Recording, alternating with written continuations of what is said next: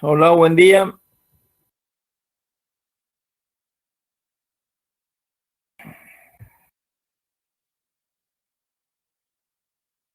Buenas, doctor. Bueno, vamos a dar inicio a la clase. Hoy vamos a hablar de anemia del recién nacido y toxoplasmosis. Y en la siguiente clase vamos a empezar con las malformaciones y voy a terminar TORCH con citomegalovirus y rubeola. Entonces, así ya empezamos con malformaciones y sin anomalías cromosómicas, son prácticamente la última parte del programa de ustedes. Bueno, la anemia del recién nacido. Concepto de anemia, como todas las cosas, siempre concepto, clasificación, diagnóstico, tratamiento, más o menos el esquema que siempre tratamos de seguir. La anemia se podría definir por los valores de hemoglobina, hematocrito, pero como concepto lo ideal sería que sería como una disminución de la masa o de la cantidad de eritrocitos en sangre. Entonces, para cómo valorar eso, se valora por las cifras hemoglobinas y hematocrito. El eritrocito, o sea, la masa eritrocitaria viene a ser el acúmulo de número de eritrocitos, que son células sin núcleo, anucleadas, que son bicóncavas, con una área de concavidad central, que son muy deformables para que puedan pasar por los capilares. El citoplasma de estos eritrocitos está especializado, de modo que en vez de tener retículo endoplásmico y todo ese tipo de cosas, estos solamente tienen en su interior moléculas de hemoglobina, que son las que captan el oxígeno, ¿verdad? Y eliminan cuando llegan los capilares este oxígeno. Entonces, es el responsable del transporte de oxígeno. Acá vemos los eritrocitos que están circulando un flujo laminar dentro de los vasos sanguíneos. La morfología del eritrocito normalmente tiene un tamaño de 7 micras de diámetro. Son bicóncavos, como les dije. Y dentro del eritrocito hay como 100 moléculas de hemoglobina que ocupan casi todo el citoplasma. Estas moléculas de hemoglobina es lo que medimos para saber si hay anemia o no, que es una forma indirecta de ver el número de eritrocitos que hay. La molécula de hemoglobina está formada por por la globina y el grupo M. La globina es una proteína, está formada por dos cadenas de aminoácidos, que son las cadenas alfa, las cadenas beta, que estas puedan estar alteradas y generar a veces alguna patología que se llama, eh,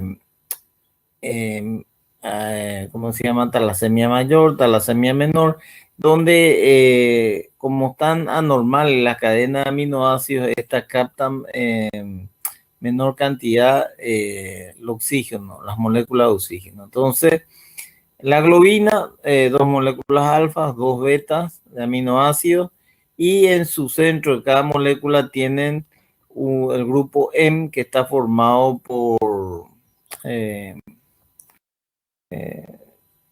átomos de carbono unidos en forma eh,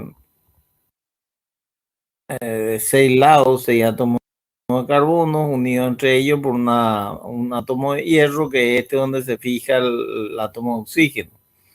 Entonces, el responsable de la fijación del oxígeno del grupo M, ¿verdad? Del cual deriva, como ya les comenté la vez pasada, la bilirrubina. A partir de esto, cuando se rompe el eritrocito, libera el grupo M, se forma la bilirrubina. ¿De dónde proceden los eritrocitos? ¿Verdad? Los eritrocitos, todo es un poco de fisiología, fisiopatología, para comprender un poco la anemia y qué es lo que pasa cuando disminuyen los glóbulos rojos. El eritrocito procede de una célula madre, que es el metamielocito. De esta célula madre derivan toda la fórmula de los glóbulos blancos, los glóbulos rojos, las plaquetas. Es una sola célula que después se va diferenciando para transformarse en el hemocitoblasto, que el hemocitoblasto todavía tiene núcleo, luego va perdiendo el núcleo a medida que se va especificando, especializando en una célula para transportar oxígeno, pierde el núcleo, pierde la estructura citoplasmática, formándose el proeritroblasto, el eritroblasto basófilo, el policromatófilo, acidófilo, hasta formar finalmente el eritrocito.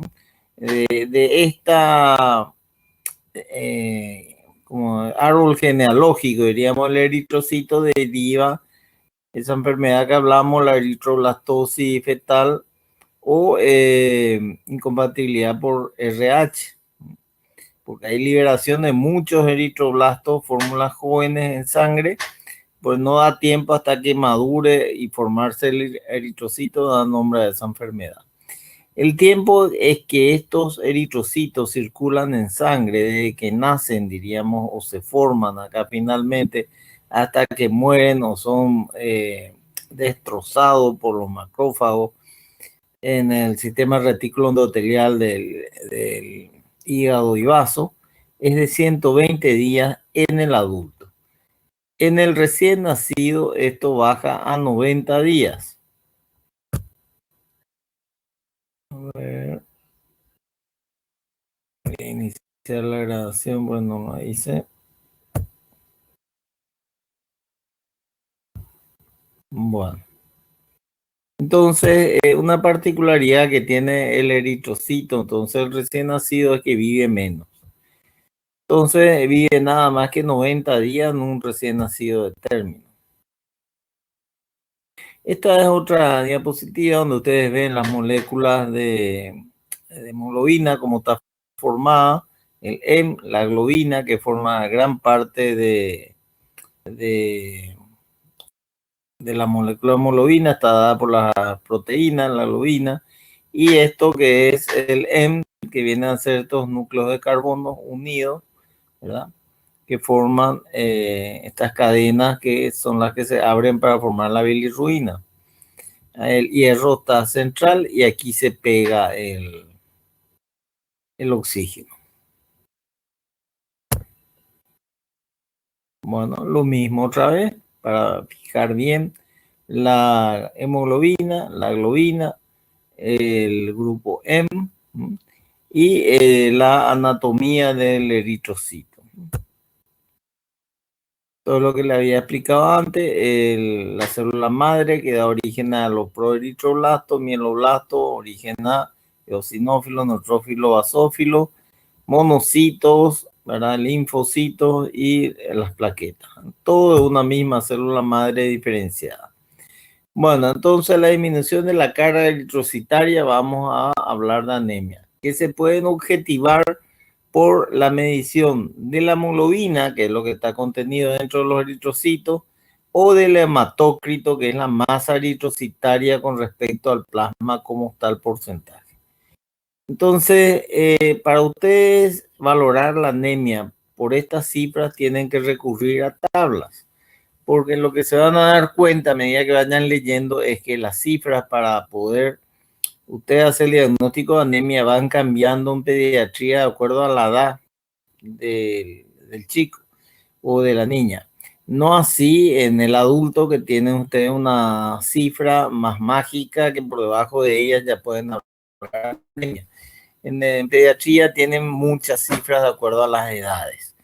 Entonces, en el recién nacido, en el libro de Nelson, ustedes van a ver, cuando habla del tópico de anemia, que en el recién nacido de término, sus cifras normales de hemoglobina es de 14 a 20 gramos de hemoglobina por decilitro, con una media de 16.8. O sea que hablaríamos de anemia cuando tenemos un hematocrito, una hemoglobina por debajo de 14 o un hematocrito debajo de 42. Entonces sería por debajo de 42 de hematocrito o 14 de hemoglobina. En la práctica clínica, en realidad este 42 ya se considera un poco bajo para recién hablar de anemia, y consideramos una cifra de 44. Pero en los libros, en la literatura van a encontrar esto. ¿Esto en base a qué es? Y en base a tablas de hemoglobina, hematócrito en recién nacido de términos normales, ¿verdad? Entonces el percentil 10, por debajo de él se encuentra generalmente lo que tiene una hemoglobina de menos de 14. Cuando hablamos de un recién nacido de pretérmino, las cifras normales de hemoglobina son más bajas. Sintetiza menos hemoglobina el prematuro. Entonces tenemos de 13 a 18, quiere decir que tiene un hematocrito de 39 a 44. Entonces vamos a tener anemia cuando tenemos un hematocrito de bajo de 39. Y acá cuando tenemos un hematocrito de 42 o por debajo. O sea que a mayor edad gestacional, ustedes tienen que saber que hay mayor cantidad de hemoglobina y a menor edad, entonces hay menos cantidad. O sea, un prematuro va a tener unas cifras de hemoglobina, una cifra de glóbulos rojos mucho más baja. También el parto tiene que ver, cuando el parto es por cesárea, hay un hematocrito más bajo. O sea que aquí como tenemos valores entre 14 a 20, lo más probable es que el valor de una cesárea esté más cerca del 14 que del 20. Y en el prematuro más cerca del 13 que del 18. Acá en realidad el hematócrito no sería 44, sería 56. Porque ustedes para sacar el hematócrito según la hemoglobina tienen que multiplicar por 3 más o menos. A ver. Sí, sería 3 por 8, 24, 54 hematócrito. Bueno, entonces ya tenemos cifra, concepto abstracto, que es disminución de masa eritrocitaria, y un concepto dado por los valores de hemoglobina hematócrito. ¿Cuál es la clínica de la anemia? Podemos empezar por la clasificación, después seguimos la clínica. La clasificación fisiopatológica, de acuerdo a lo que le expliqué, cómo se forman los glóbulos rojos, dónde se forman y cuánto tiempo viven, dónde se destruyen, se puede clasificar entonces la anemia que se produce por una pérdida de la masa corpuscular en forma aguda o crónica, sería un sangrado o una hemorragia aguda o crónica, que puede ser evidente o puede ser no evidente cuando es una hemorragia interna. Entonces, esta es una de las causas más frecuentes de anemia en el periodo neonatal, anemia por pérdida de sangre. Después tenemos un aumento de la destrucción, que es la ictericia isoinmune por incompatibilidad B0 o RH como causa de anemia. Y por último, cuando se produce a nivel de la médula, esas células madres no se diferencian o no llegan a madurar, a especializar una célula, un contenido de hemoglobina en su eosinófilo, o sea, no se forma eritrocito. Entonces, cuando hay una disminución en la producción de los glóbulos rojos. Entonces, esos son los tres mecanismos. Sangrado o pérdida de sangre, ya sea a nivel interno o externo, forma aguda o crónica, aumento de la destrucción de los glóbulos rojos, que puede ser por ictericia isoinmune, la RH0, la más clásica, puede ser también este aumento de destrucción por infección del grupo TORCH, aumento de destrucción también puede ser por hemoglobinas anormales, hemoglobinopatías, también puede ser por forma de los eritrocitos que están anormalmente formados, que es el esferocito, o sea, es como una pelotita, no es bicóncavo como es normalmente un eritrocito. Eso hace que sea más frágil y se rompa al pasar por los capilares y de anemia. Entonces, aumento de destrucción. Y la producción también entra al grupo TORCH o algunas aplasias congénitas que pueden existir, una osteopetrosis en que ustedes van a ver un hueso, los huesos largos sin médula ósea, que es el lugar donde se producen los glóbulos rojos, no está presente porque está completamente compactado todo el hueso largo. Bueno, entonces esta es la clasificación de la anemia y la clínica de la anemia se va a evidenciar por 4 síndromes que están conectados uno con otro. La palidez es la más evidente, la que es más clásica de ver, palidez, o sea, una piel blanca y las mucosas también blancas. Palidez de piel y mucosa en el recién nacido es poco evidente esto porque como tiene una piel muy delgada, entonces con poca sangre en los capilares se puede transparentar el color rojo de la sangre. Después tenemos el edema. El edema, ustedes pueden ver un chico que está con edema de ambos miembros inferiores, ¿verdad? Dorso de las manos, e inclusive edema a nivel del pulmón, ¿verdad? Que es como un resultado de una insuficiencia cardíaca incipiente, no muy clara.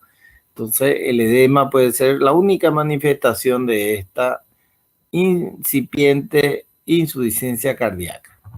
La insuficiencia cardíaca, que está motivada por la hipoxemia crónica, por la disminución de la hemoglobina, se va a manifestar por taquicardia persistente, taquipnea, una frecuencia respiratoria elevada, la presencia de rales en pulmón, puede llegar a crecer el hígado, y si es muy evidente la insuficiencia, vamos a tener una franca hepatomegalia, con el edema en consiguiente. Entonces, de esto van teniendo una taquicardia persistente, una taquipnea a frecuencia respiratoria elevada, edema en miembros inferiores, hepatos plenos, pero más que nada hepatomegalia y palidez o piel blanca pueden ser entonces causas, síntomas y signos de anemia.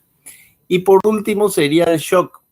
Cuando tenemos que esta insuficiencia cardíaca ya es tan importante que no hay gasto suficiente para perfundir los capilares, vamos a tener hipotensión, vasoconstricción periférica de la piel, palidez intensa con relleno capilar lento, vamos a tener oligoanuria, va a llegar poca sangre a nivel de los riñones, no se va a producir orina, sudoración fría por la vasoconstricción de la piel.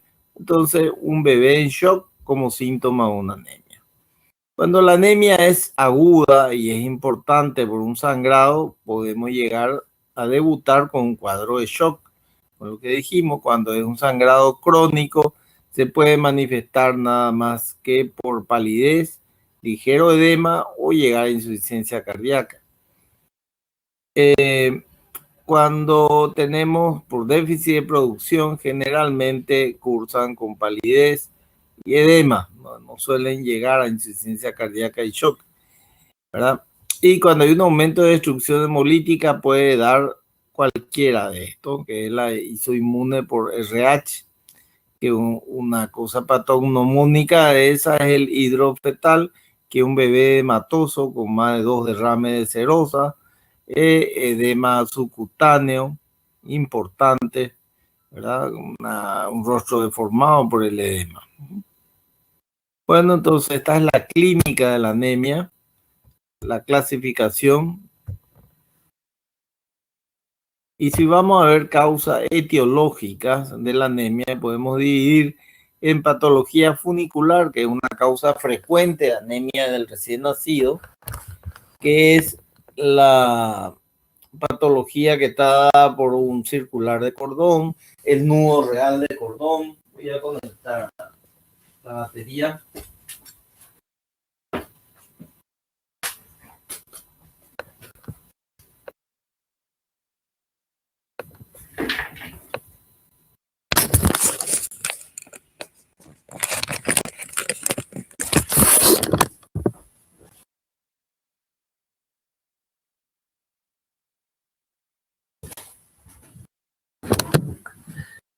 Bueno, o sea, patología de cordón. El simple circular de cordón, cuando está muy ceñido, tiene ligado alrededor del cuello, hace que colapsen las venas, que son las que vuelven a meter la sangre de la placenta al feto. Entonces no puede entrar la sangre otra vez al feto. Entonces el bebé nace con menos sangre y con anemia. O una ligadura muy precoz también del cordón umbilical hace que no se vacíe toda la sangre que está en la placenta. Verá que la sangre que queda en la placenta es sangre del feto. Entonces queda mucha sangre. Entonces hay un robo de sangre del feto que queda en la placenta. Otra causa es anastomosis anormales de las venas dentro, de los vasos dentro de la placenta, lo que hace que quede secuestrada la sangre, o sea, sería lo que ustedes van a escuchar, transfusión feto-placentaria, y puede llegar a ser feto-materna, porque esa sangre secuestrada que queda por anomalías venosas puede pasar a través de los capilares a la circulación materna. Entonces, patología de cordón. Patología placentaria. El desgarro de la placenta por placenta previa genera sangrado de sangre del feto y sangre de la madre. El desprendimiento antes de tiempo de la placenta, que es otra patología placentaria, puede también generar una anemia del feto como también de la madre.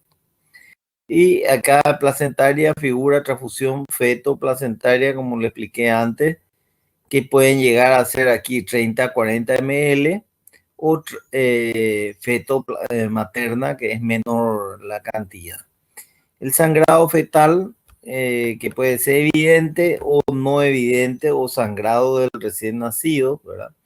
Por partos traumáticos, que es lo que se produce generalmente cuando hay una rotura de la cápsula hepática, o del vaso, hemorragias cerebrales como la que se produce en un recién nacido asfixiado de pretérmino, hablamos de la hemorragia intraventriculares, hemorragias suprarrenales que se pueden ver en los recién nacidos de término asfixiado, renales por algún tipo de traumatismo, y la enfermedad hemorrágica del recién nacido por déficit de vitamina K, que es una hemorragia que se produce entre el tercer y séptimo día de vida del bebé cuando no se hizo la profilaxis con vitamina K. En cuarto lugar, como causa etiológica, tenemos las afecciones hemolíticas, las isoinmunes, ¿verdad? Que son las que ya hablamos cuando hablamos de ictericia, la infecciosa, que vamos a hablar del grupo TORCH, las anomalías morfológicas como la ferocitosis y la hemoglobinopatía tipo la talasemia mayor menor.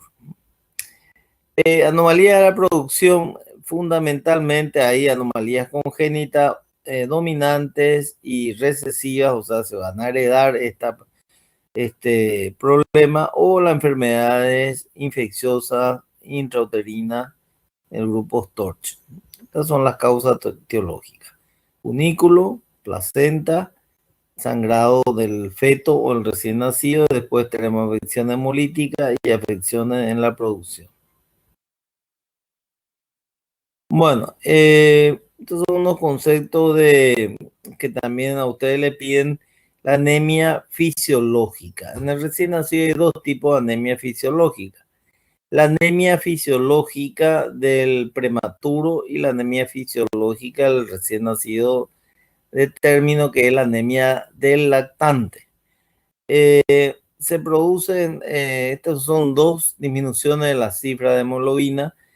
La del prematuro es una anemia más precoz, alcanza valores de 7 a 10 gramos de hemoglobina. ¿Se acuerdan que dijimos que 13 era el 39 el hematócrito y 13 la hemoglobina mínima? Entonces están por debajo de esa cifra de 7 a 10 gramos de hemoglobina por decilitro, y ocurre entre las 4 a 6 semanas de vida. Mientras que la anemia fisiológica del lactante se produce en forma más tardía, a partir de las 8 semanas a 12 semanas, o sea, del segundo al tercer mes de vida, y las cifras son un poco más superiores, cuando alcanza cifras, valores de 11 a 13 gramos por decilitro. O sea, un bebé de 3 meses que su cifra, recuerden, de término de 14 gramos de hemoglobina, bajó a 11, 12 gramos de hemoglobina, y alrededor de los 6 meses puede llegar a bajar hasta 10 gramos de hemoglobina. Es fisiológico, se puede considerar hasta normal. Mientras en el prematuro, entonces, es 7 a 10. ¿Cuál es el mecanismo de producción de la anemia del prematuro? Tiene varios mecanismos. Uno de ellos es que el prematuro nace con unas reservas de hierro disminuidas. Entonces, tiene que producir mucho más glóbulos rojos, y ustedes saben que la hemoglobina lleva hierro encima, no tiene para producir, entonces produce glóbulos rojos sin hemoglobina, o disminuye el número de glóbulos rojos producidos. El otro es la vida media de los eritrocitos, los prematuros, es más baja aún que la de lo de término, que era 90 días. Es más baja, entonces también genera esta anemia. Otro motivo es que el número de eritrocitos que aumenta no va de la mano con el peso que duplica el bebé al mes. Y el número de eritrocitos no se puede duplicar al mes, o sea, no acompaña eso. Otro motivo es que los niveles de eritropoyetina, que son los que estimulan la maduración del metamielocito o célula madre eritrocito, está disminuido porque tienen una disminución en la sensibilidad para la secreción de esta. O sea, deben bajar a valores muy bajos, a valores de 10 gramos a 7 para que este se dispare y empiece a estimular la división. Entonces, la suma de todos estos factores es la que hace entonces que baje fisiológicamente las cifras de hemoglobina alrededor de las 4 a 6 semanas de vida. Si este bajón se produce antes de esta fecha, hay que buscar alguna causa patológica entre las que citamos en la clasificación. Bueno, el tratamiento. Esto es interesante que vean por el tratamiento de las anemias importantes de la transfusión. Y la transfusión de productos de la hemoglobina, de los glóbulos rojos, ha sido cuestionada los últimos ya 20 años de la etapa neonatal, porque muchas veces es una fuente de disminución del número de formación de nuevos glóbulos rojos. Produce una aplasia o hipoplasia fisiológica de la médula ósea, el hecho de que ustedes estén transfundiendo en forma exagerada.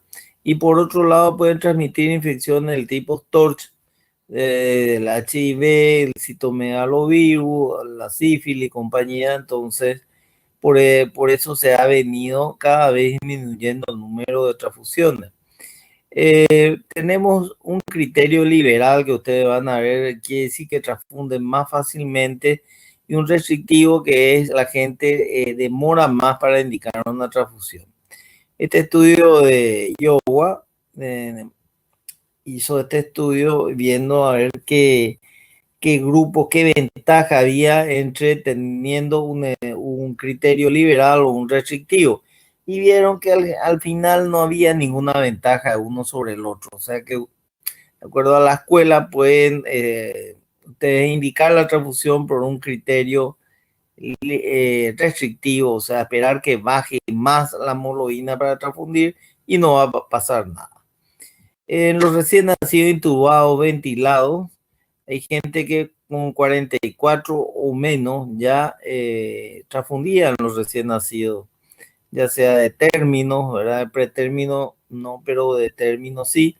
Mientras que otros, los de restrictivos, esperaban valores de 38 de hemoglobina recién nacido de términos intubados y ventilados para transfundir. Mientras que tenemos acá otro que es los pacientes que no están ventilados, están con CPAP o oxígeno, nada más. CPAP es una forma de darle oxígeno. Se esperan valores los restrictivos de 28 de hematócrito para poder transfundirle. Si no baja su hematócrito a ese nivel, no transfunden. Sin embargo, los liberales ya con cifras de 38 de hematócrito ya transfunden. Y bebés que no están intubados, no están con oxígeno, se están alimentando nada más, y ustedes le hacen una hemoglobina y hematócrito y van a transfundir solamente si la cifra de hematócrito está por debajo de 25, cuando son criterios liberales, y sin embargo cuando es restrictivo, o sea, se cuida mucho más con valores de 20. Bueno, esto es para que ustedes tengan una idea. Nosotros en la Cruz Roja nos manejamos más bien con estos valores, ¿ya? Estos de acá, o sea, somos más bien liberales que restrictivos. Pero lo que internacionalmente está aceptado como valores para transfundir son estos valores que le voy a ir, indicaciones de transfusión de la anemia, ¿verdad? Ustedes tienen, cuando tiene un hematocrito igual o menor a 35, un recién nacido en asistencia respiratoria o en CIPAD con presión media de las vías aéreas de 8 centímetros de agua, tiene que transfundir. El número de transfusiones que le van a hacer es un volumen de 15 a 20 ml de glóbulos rojos concentrados, ¿verdad? A hacer en 20 minutos a media hora. Cuando tenemos un hematócrito de igual o menos de 30, transfundimos cuando el bebé está con CIPAT, que es una bigotera con presión positiva al final de la aspiración, con presiones de 6 centímetros de agua. Si no tiene CIPAT y tiene un hematócrito de 30, no se transfunde. ¿En qué caso vamos a transfundir? Entonces, cuando está con un hematócrito menos de 30, si llega a 25 y no tiene CIPAT, 25 menos, ahí se transfunden. En estos pacientes que llegan a 25 para que o menos, criterio de transfusión sería, entonces, oxígeno ambiente y frecuencia respiratoria alta o frecuencia cardíaca alta o no sube de peso o presenta edema clínico. En el libro Nelson figura así mismo, pero en realidad nosotros decimos hematocrito menor o igual a 25, vamos a transfundir si está con oxígeno ambiental, vamos a transfundirle para tratar de sacar el oxígeno.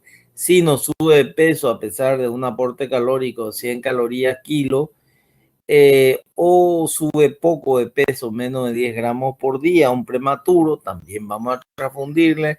O vemos que presenta distrés respiratorio, o sea, frecuencia respiratoria alta, trabajo y taquicardia persistente, sin un motivo aparente, también consideraremos la transfusión a pesar de tener 25 o más de hematócrito. O sea, con esos datos clínicos por sí solos, no solo oxígeno más los datos clínicos, sino con esos datos clínicos solo podemos transfundir cuando tenemos una cifra igual o menor a 25. Por último, tenemos el hematocrito de 20 o menos, ¿verdad? En que sí o sí se transfunde independiente que tenga o no tenga síntomas, aunque suba bien, porque la evolución de estos bebés que hagan apnea o hagan posteriormente un bajón más grande de la hemoglobina y sí sea asintomático. Entonces, estos son los criterios de transfusión. ¿Qué otro elemento tenemos para el tratamiento de la anemia?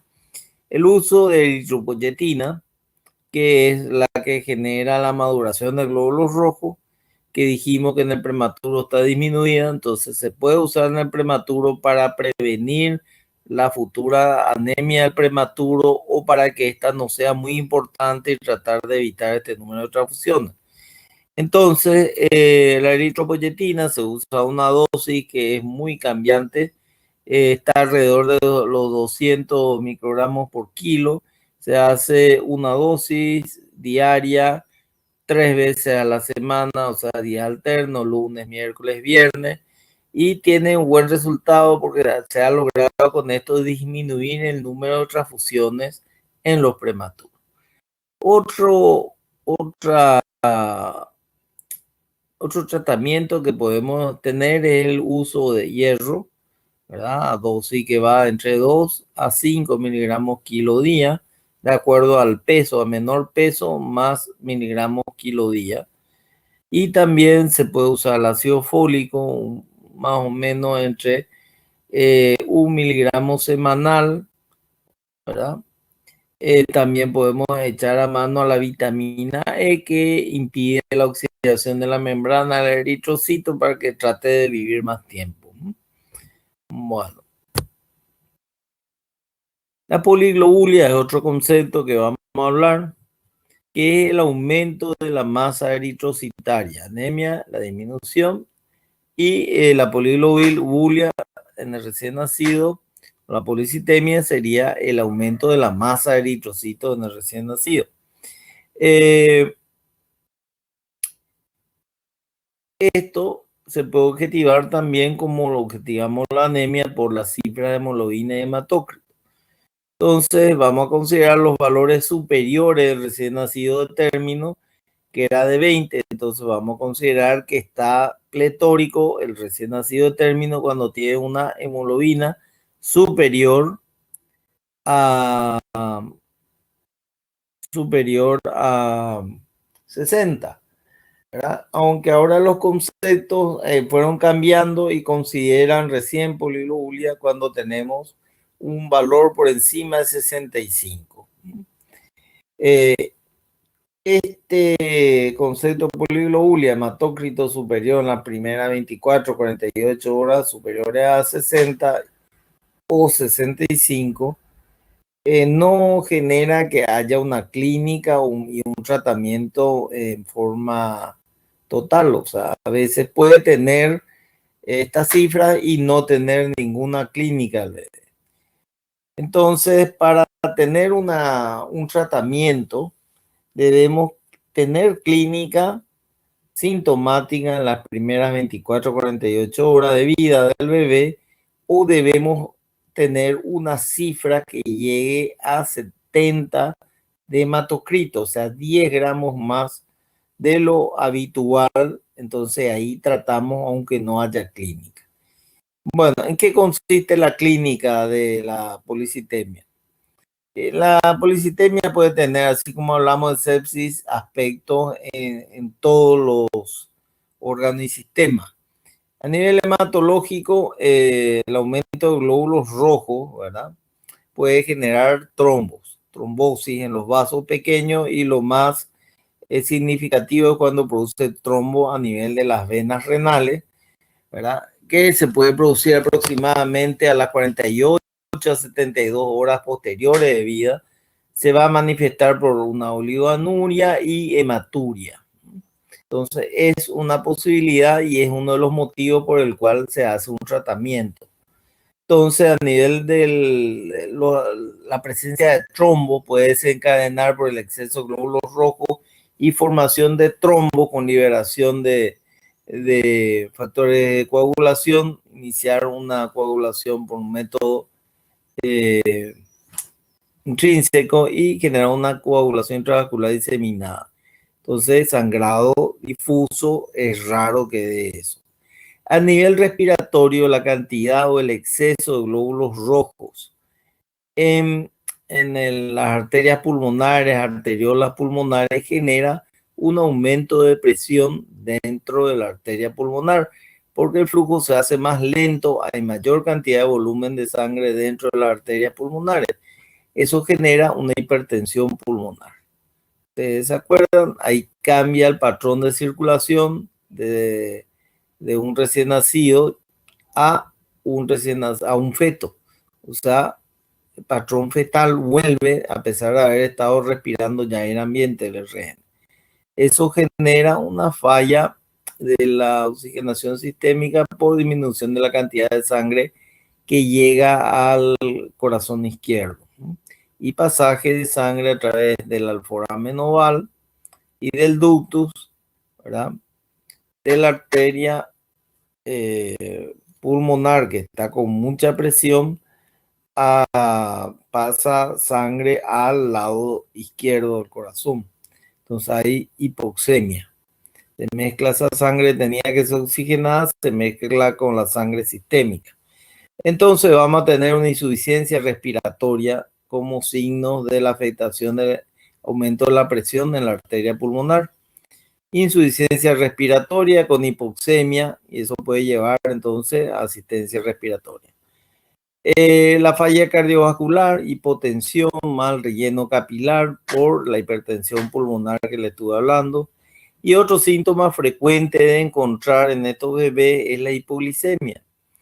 El eritrocito se alimenta de glucosa. Al haber mayor número de eritrocitos, consume más la glucosa y puede generar hipoglicemia. Entonces, esos son los síntomas más frecuentes que vamos a tener estos bebés.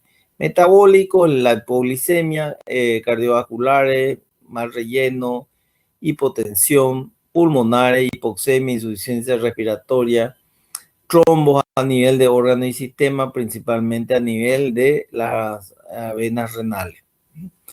Entonces, para evitar esto, si tenemos pacientes sintomáticos con dificultad respiratoria y hematocritos por encima de 65, hacemos esto que se llama el recambio parcial, que sacamos sangre del recién nacido y reemplazamos por suero fisiológico.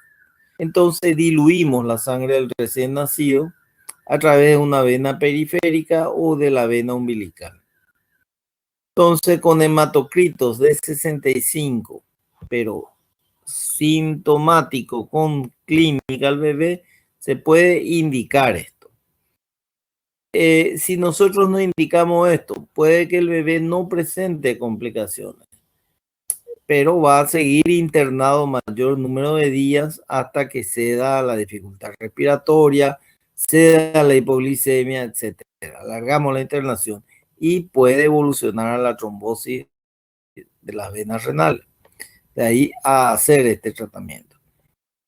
El otro caso sería un hematocrito por encima de 70 o más de 70, sí o sí se hace el exsanguíneo parcial, porque ese sí tiene muchísimo alto riesgo que se complique con la trombosis a nivel de las renales o a nivel cerebral, de los vasos cerebrales, o bien que haga un cuadro de insuficiencia respiratoria muy grave.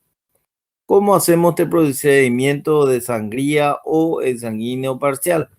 Calculamos un volumen de volumen de sangre a recambiar, y este volumen se calcula una cifra de 80 ml kilo por kilo peso por el hematocrito observado menos el hematocrito deseado, todo eso dividido por el hematocrito observado.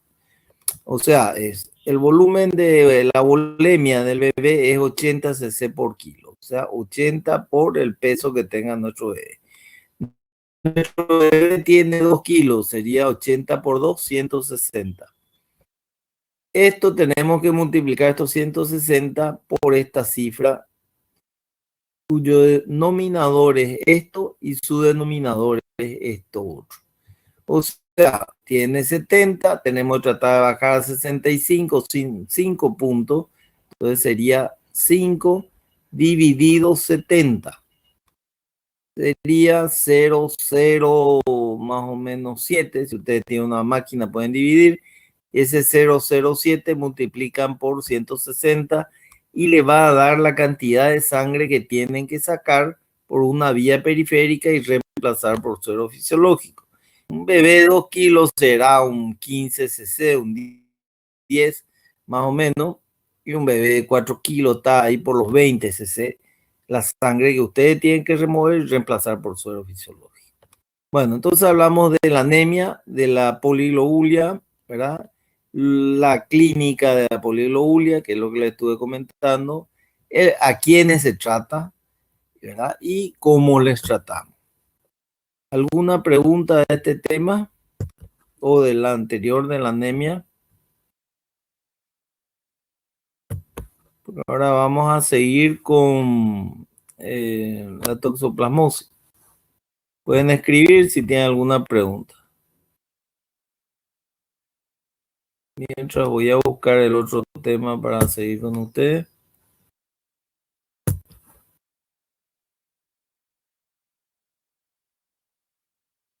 Doctor.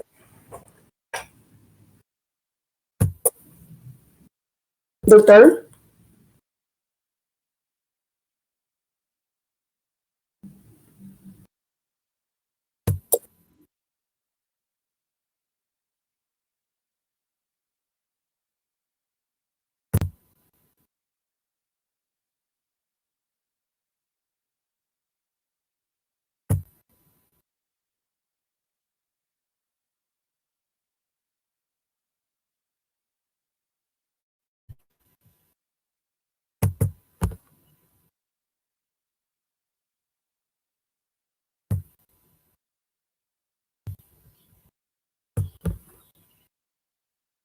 Bueno. Doctor, Creo que la compañera te quiso consultar algo y está en el chat también. Bueno, ¿no hay pregunta? Sí, preguntó la Bueno, la compañera. toxoplasmosis, esto es dentro de lo que seguiría sepsis, ¿verdad? El grupo de infecciones TORCH, que son infecciones producidas durante la gestación. Las infecciones producidas durante la gestación que pueden dar manifestaciones fetales o del recién nacido son las que se considera la infección del grupo TORCH, que cada vez fueron aumentando porque anteriormente no se conocía el HIV, tampoco el virus del dengue que puede producirte una infección fetal. Durante la gestación infecta entonces al feto. Hasta el coronavirus vemos que también puede ser causal de algún tipo de infección, ¿verdad? El parvovirus tampoco se tenía en cuenta en esos casos como causa de infección. Entonces, este grupo STORCH, que son las infecciones, fue aumentando. El STORCH viene de S de sífilis, toxoplasmosis, citomegalovirus, herpes virus, ¿verdad? Y Chagas, es lo clásico, ¿verdad? Y a eso se le está sumando la HIV, hepatitis B. Hoy vamos a hablar de la toxoplasmosis, que es una de las infecciones más importantes que tenemos en las embarazadas. Es una infección causada más que por un parásito, decir lo correcto sería por un protozoario, ¿verdad? Un protozoario que sería el huésped del hombre, sería, ¿verdad? Que es el Toxoplasma gondii. Ustedes saben que las infecciones pueden ser causadas por virus, que es menos complejo, a más complejo, una bacteria más compleja otra vez que un virus. Protozoario es mucho más complejo, otra vez que un organismo unicelular, que eh, una bacteria, ¿verdad? Entonces, protozoario es llamado Toxoplasma gondii. No causa problemas cuando el adulto está sano, pero puede provocar enfermedades graves en el recién nacido, especialmente cuando se infecta en el periodo prenatal, antes que nazca. La prevalencia, o sea, el mecanismo de infección generalmente es a través de la madre. Entonces, es importante saber la prevalencia de la toxoplasmosis en la mujer embarazada y estar entre el 10 al 28%, o sea, es una cifra bastante alta. Eso quiere decir que más o menos ustedes dentro de las mujeres, si ven la cantidad de casos que hay de toxoplasmosis, está alrededor de 11 a 20. Pero si van a considerar los casos nuevos que hay de toxoplasmosis, es nada más de 1.9 por cada 1000 embarazadas. O sea, no es muy alto. Entonces, por eso, como no se producen muchos casos nuevos de toxoplasmosis anualmente, no se estableció como un criterio de cribaje a todas las embarazadas que se le tenga que hacer un dosaje de toxoplasmosis al empezar el embarazo, en la mitad y al final. De rutina, eso no se hace, aunque a nivel del Ministerio de Salud, aunque a nivel privado cada vez se está haciendo más, aunque sea un valor de anticuerpos contra el toxoplasma. Bueno, la fisiopatología o el ciclo vital de este protozoario. Generalmente el web definitivo de este protozoario, el que le tiene hospedado definitivamente es el gato, ¿verdad? El gato que elimina los huevos o los quistes, diríamos que son los huevos donde están dentro los merozoditos, que vendrían a ser como los embriones de estos protozoarios.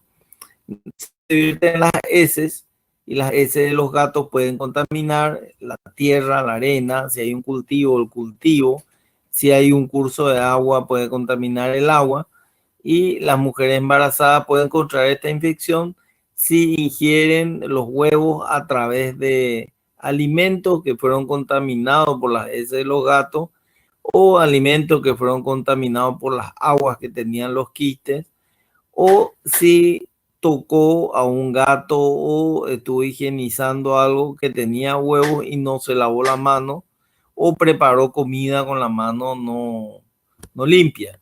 Entonces, por ese lado empieza al huésped intermediario, que sería el hombre, por un accidente, entra en el hombre ese tipo de quistes, ¿verdad? Que una vez en el tubo digestivo se liberan los merozoitos y los trofozoitos, que son la forma infectante, entran en el torrente sanguíneo y ingresan al llegar a las células que son su huésped, diríamos, entra dentro de las células, se multiplican y el excesivo número de trofozoitos dentro de las células matan las células. Entonces ese es el daño que provoca este parásito cuando ingresa a nivel celular. Entonces mata la célula, se diseminan otra vez y van a otras células. Cuando estos parásitos no encuentran condiciones adecuadas, porque se empiezan a crear anticuerpos, inmunidad celular, compañía que hacen, se enquistan. Pero se rodean de una materia, de un citoplasma, una pared celular, ¿verdad? Y quedan los merozoitos, que son la forma que están enquistadas, quedan dentro de esa pared protegidos de los anticuerpos hasta que tengan algunas condiciones para que puedan ser liberados otra vez y volver a ser infectante, que es la forma de trofozoito. Por eso es que cuando bajan las defensas, se disminuyen los anticuerpos, la inmunidad celular, esta toxoplasmosis que está contenida vuelve a ser infectante. Eso ocurre en chicos grandes y adultos, ¿verdad? O en una embarazada que está bajo un periodo de inmunosupresión.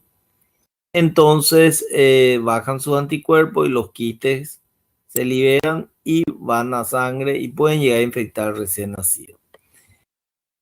Entonces, de acuerdo a toda esa explicación que le estuve dando, las mujeres que se infectaron antes del embarazo no transmiten el parásito al feto porque ya no tienen parasitemia, porque están todos enquistados, porque ya hay anticuerpos suficientes como para impedir que estos estén circulando por sangre.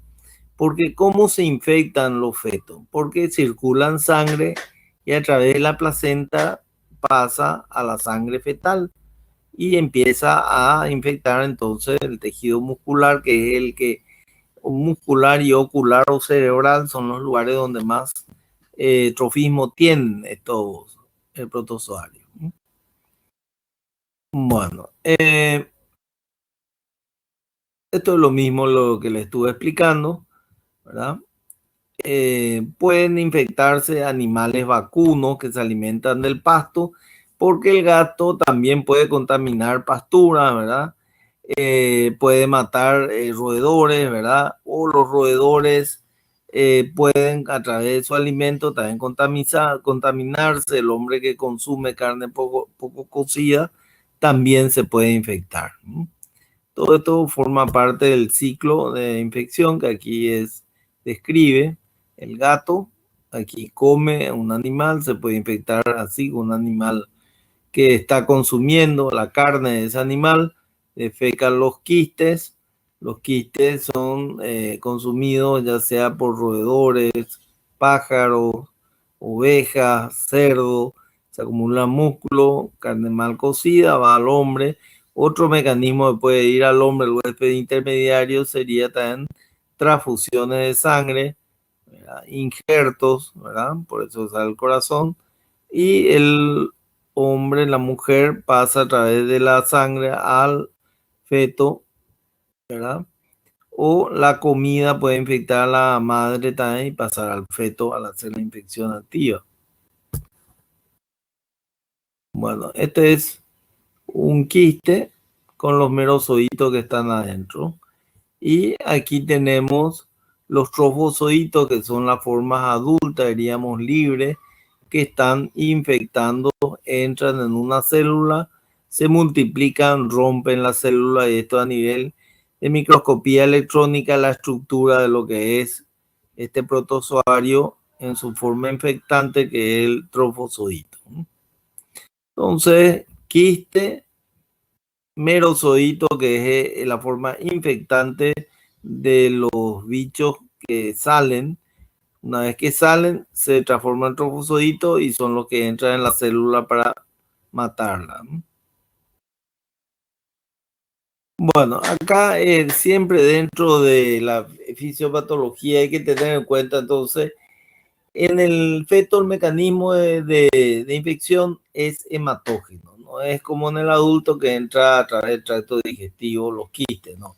Ahí directo entra, pasa el trofozoito al feto e infecta los órganos vitales tipo cerebro, ¿verdad? Y músculo. En el feto lo más importante es cuando afecta al cerebro. Hay que tener en cuenta que la posibilidad de infección de la toxoplasmosis durante el periodo de gestación es baja en el primer trimestre, moderada en el segundo y bastante elevada en el tercero.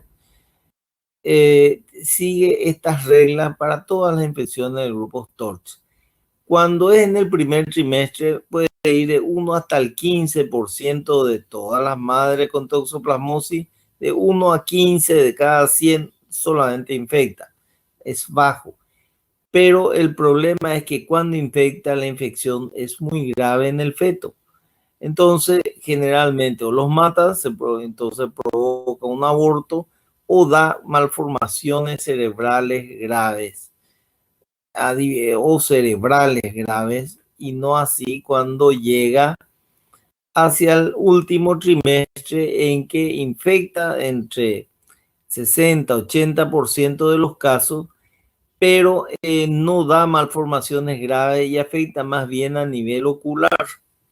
En cambio, en el medio del embarazo, la proporción de infección es de cada 100 madres embarazadas infectadas con toxo, la mitad de los chicos, más o menos entre el 20, el 50% de ellos contraen la enfermedad.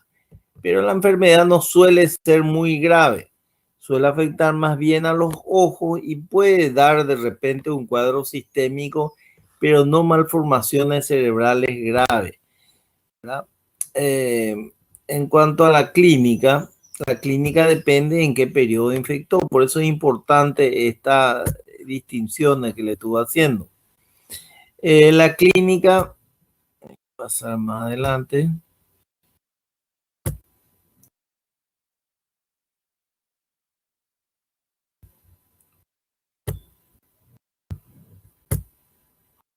Todo de diagnóstico laboratorio.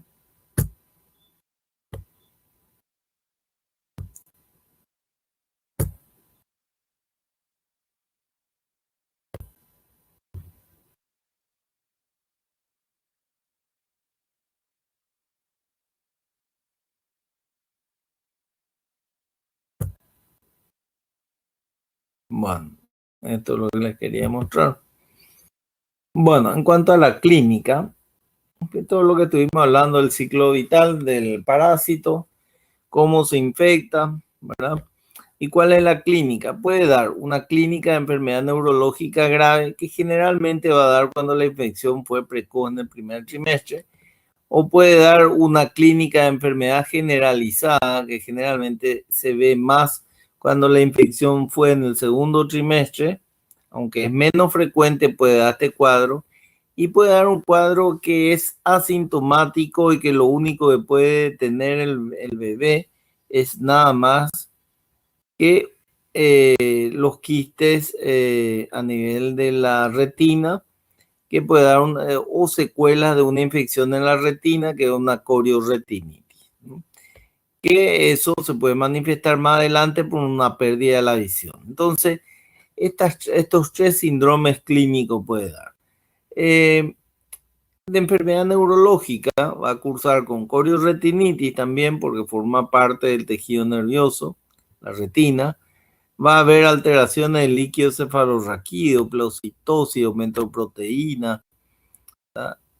Podemos tener calcificaciones en el cráneo, que vamos a ver como unas manchas hiperecoicas cuando hacemos una ecografía, o si hacemos una placa simple de cráneo, vamos a ver densidades cálcicas que van a rodear a nivel cortical y pueden estar también periventricular. Eso vamos a describir como una diferencia con el citomegalovirus, que lo describen que es más periventricular, pero en realidad la toxoplasmosis puede dar calcificaciones periventriculares como corticales. No es solamente de un solo lado. Pueden dar convulsiones, pueden debutar estos pacientes con convulsiones, pueden anemia, como ya dijimos, como causa de anemia TORS, hidrocefalia, que es muy común. En otros casos puede nacer con una microcefalia. La infección precoz genera que mate muchas células nerviosas y el bebé cuando nace con una microcefalia. No siempre es micro, a veces es hidro. La ictericia puede haber hepatospleno, pero menor proporción. Cambio, una forma sistémica, lo que domina en esta forma es la hepatosplenomegalia, con ictericia, con anemia y fiebre. O sea, ustedes pueden pensar que esto es una sepsis, pero lo que es llamativo y le va a diferenciar una sepsis de la toxoplasmosis es la presencia del hígado y el vaso muy grande. Tienen generalmente un gran tamaño de hígado y vaso y puede haber anemia, plaquetopenia, ¿verdad? Y leucopenia, o sea, las tres cosas. En menor proporción pueden tener linfadenopatía, corioretinitis y neumonitis.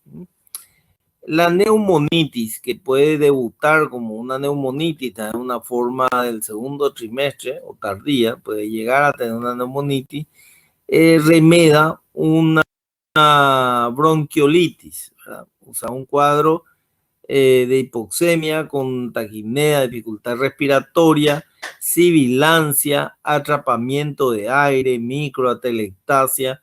Si ustedes leyeron o vieron algo de la bronquiolitis, es igual, solamente que ustedes van a hacer este diagnóstico al tener el contexto de ser una madre con toxoplasmosis y el bebé tener serología compatible en la toxoplasmosis. Entonces, esta sería la clínica. La corioretinitis, les digo que es asintomática y si dañó mucho puede llegar a nacer con una ceguera de ese ojo, con catarata de ese ojo, o sea, degeneración ya de todo el globo ocular cuando dañó en forma importante el ojo. Bueno, entonces esta es la clínica y el diagnóstico en base a qué vamos a hacer. Bueno, tenemos dos momentos de hacer el diagnóstico de esta enfermedad.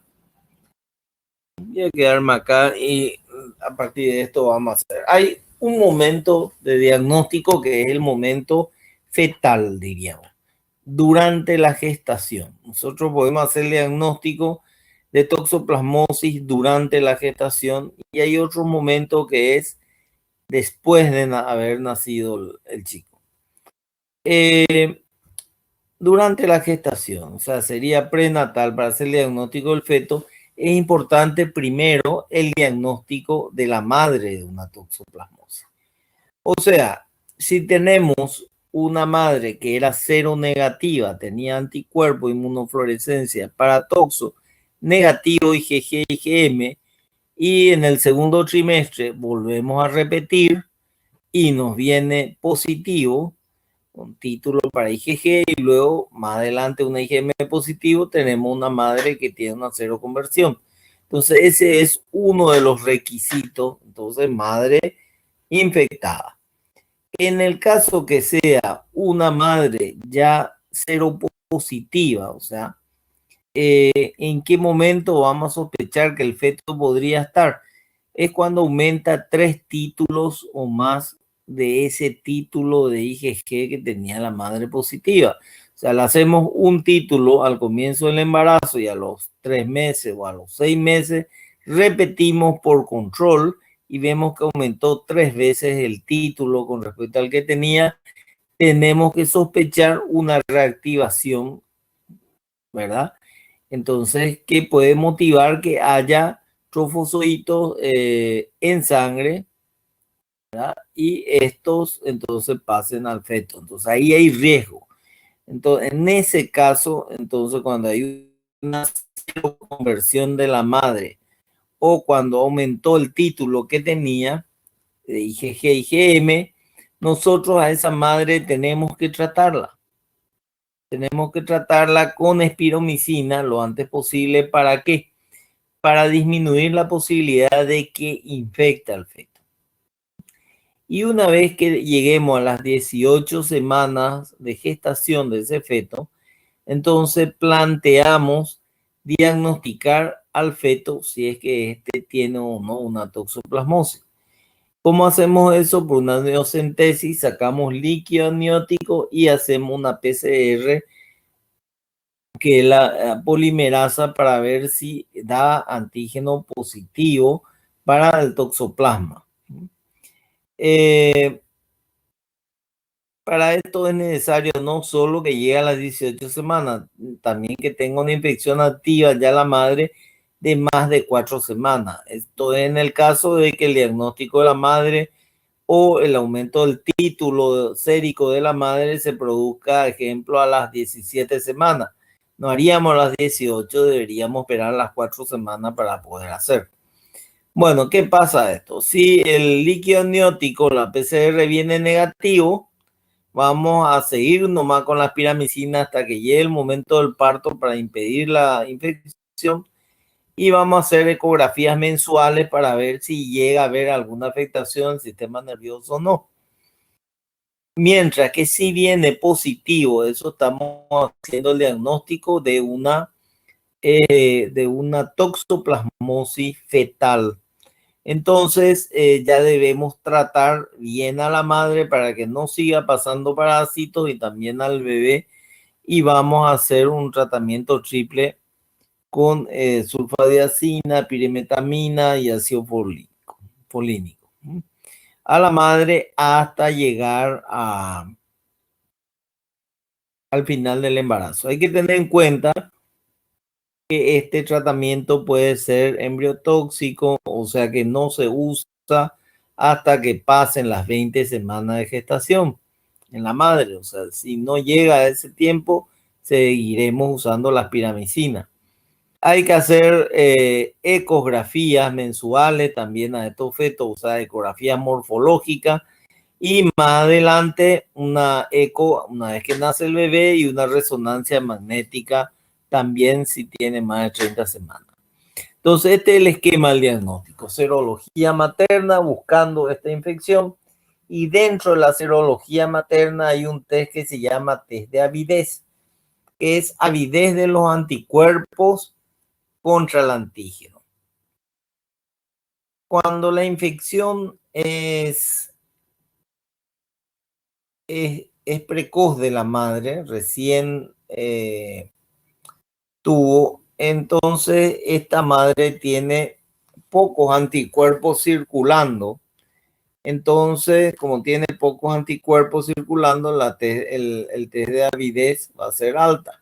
Entonces la avidez, y cuando tiene muchos anticuerpos circulando, el test de avidez va a ser bajo. Entonces, cuando es una infección de larga data, que la que tiene, entonces va a tener un test de avidez baja, y cuando es de corta evolución, menos de 3 meses, va a tener un test de avidez alto. Entonces es otra cosa más que tenemos para hacer el diagnóstico de infección activa en la madre.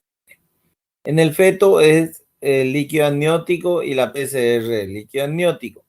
Y en el recién nacido de término o pretérmino que nace, tenemos la inmunofluorescencia también para hacer en comparación los títulos IgG y IgM, para indicar si es activa, aguda o anticuerpo pasado de la madre, el IgG positivo que tiene. Tenemos que hacerle la radiografía de la cabeza buscando calcificaciones, la ecografía también buscando calcificaciones o hidrocefalia, ¿verdad? Y podemos llegar a hacer la resonancia magnética y la PCR de cualquier líquido, ya sea líquido cefalorraquídeo, si tenemos elementos para sospechar infección del sistema nervioso, la PCR de orina o la PCR de sangre, siempre para tratar de aislar el parásito. Otra cosa que no debemos dejar de evaluar, siempre para hacer un diagnóstico completo, es el examen oftalmológico para ver el fondo de ojo, si hay o no hay la presencia de una corioretinitis que nos va a certificar. Esto habla de, según lo que les dije, la edad gestacional en semana, la posibilidad de afectación fetal, ¿verdad? 14 a 28, 25 a 50%, más de 28, 80%. La gravedad de las lesiones, que aumenta la gravedad a medida de menos edad gestacional tiene y disminuye cuanto más edad tiene. Bueno, este es el esquema de tratamiento que van a usar en la embarazada. La piramicina es 1 gramo cada 8, la pirimetamina es 50 miligramos día y la sulfadiazina es 2 gramos cada 12 horas, ¿verdad? Esto es hasta llegar al momento del parto. Y luego tenemos el tratamiento, entonces lo que ya hablamos, el tratamiento en el recién nacido. Los estudios, lo que vamos a hacer, que ya les comenté, IgG, IgM del chico, hemograma, PCR, fondo de ojo, estudio de imagen, ecografía cerebral, LCR para ver el citoquímico. Y el tratamiento, si tenemos diagnóstico de toxoplasmosis en el recién nacido, es 1 año de tratamiento. 1 año para tratar de disminuir la cantidad de secuela cerebral y ocular que puede dejar. La pirimetamina se usa 12 meses, 6 meses todos los días o los otros 6 meses días alternos. La sulfadiazina se usa todos los días y el ácido folínico es 3 días por semana. En caso de alergias y compañía se puede reemplazar por el sulfametoxazol, pero no es lo recomendable. Bueno, ¿alguna pregunta sobre el tema?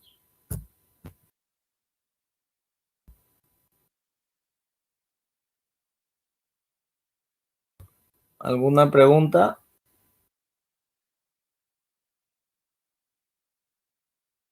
Bueno, ¿entendieron todo el cito? No el cito, la toxoplasmosis. Bueno, la siguiente clase entonces vamos a continuar con citomegalovirus y vamos a empezar a tocar algún grupo de malformaciones. Nos vemos el lunes que viene entonces. No se está grabando. Hasta luego, doctor. Gracias.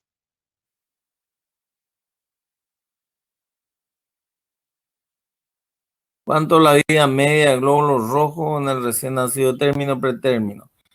90 días es en el de término y el de pretérmino está entre 60 y 90 días. ¿Cuándo se le da hierro a un RN con anemia?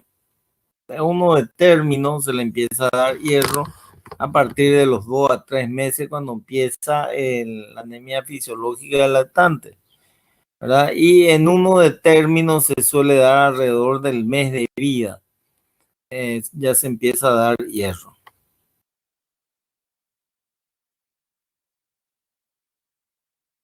Bueno, voy a ver si encuentro alguna otra pregunta. Parece que no hay más. Bueno, nos vemos el lunes entonces. Hasta luego.